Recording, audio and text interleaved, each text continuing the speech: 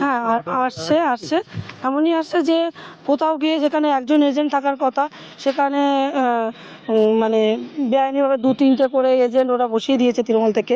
তা আমরা চাই যে দুর্নীতি করে কেউ কখনো পার পায়নি, তাহলে দুর্নীতি করলে তার পতন হবে, অন্যায় করলে তার সাজা আছে। আমরা ঢুকছি, আমাদের কর্মীরা সেখানে আছে।